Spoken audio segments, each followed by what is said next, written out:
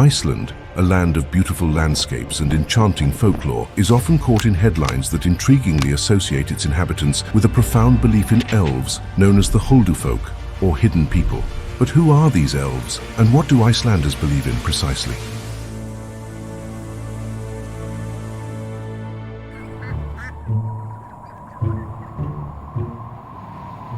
The origins of elves go back centuries. They have been a part of Icelandic folklore for a long time. Their connection to the natural environment has fueled their imaginations, and like many cultures throughout history, they have developed their own interpretations to explain the world around them. The ancient Greeks believed that lightning was caused by Zeus throwing thunderbolts, and the Germans have their sorcerers dwell in the Black Forest, where nymphs named Lorelei sing along the Rhine, so elves really aren't out of tune at all.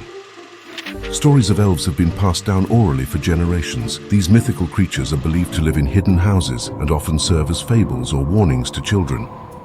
Provides a possible explanation for the existence of the Huldufolk in Icelandic culture is presented with a Christian veneer. According to this story, the origin of the Huldufolk goes back to the time before the fall of man. The story takes place in the Garden of Eden, where God visits Adam and Eve one day and asks them to meet his children. At that moment, Eve was bathing them, but she had not finished. Ashamed said that God should see those who were still dirty.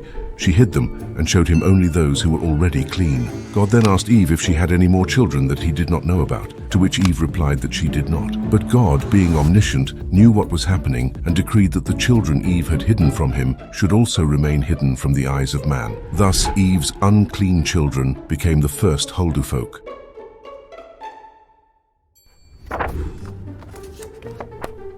Stories about elves were a way to protect children and prevent them from wandering too far from home, as the elves often lived in dangerous places such as lava fields or places with sharp rocks and crevices. They were also taught to respect the immense power of nature. And in a land full of harsh elements and forces like glaciers, volcanoes and earthquakes, it's no wonder these myths were created and became ingrained in people's folklore. When Icelanders were asked if they believed in the existence of elves, the results were many yeses than nos.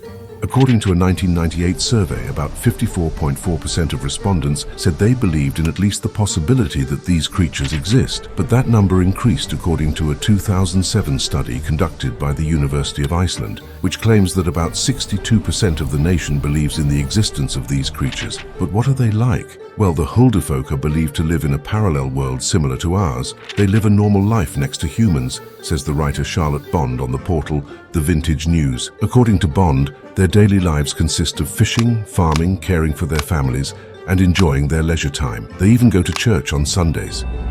Jacqueline Simpson, a visiting professor at the Sussex Centre for Folklore, Fairy Tales, and Fantasy at the University of Chichester in England, says in a report by Ryan Jacobs for The Atlantic that references to the word alfar or elf first appear in Icelandic records in poems from the Viking Age, around 1000 AD.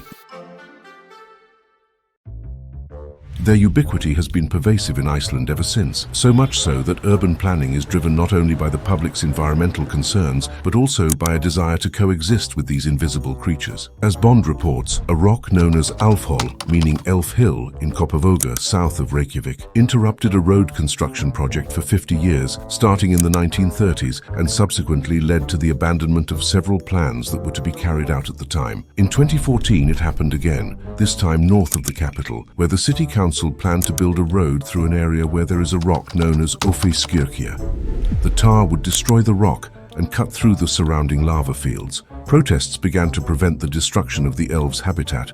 Ragnhildur Jónsdóttir, director of the so-called Elf Garden, a fairy tale park in lava rocks at Hellisgirdi Park in the town of Hafnarfjörður, told The Guardian in 2015 that the elves had contacted her in 2012, when the road was already planned, to ask her to protect their chapel. They told me the Ófeiskirkja had been used as a beacon to guide people through the lava field for centuries, so they asked me to write to the mayor to halt the road, she claimed.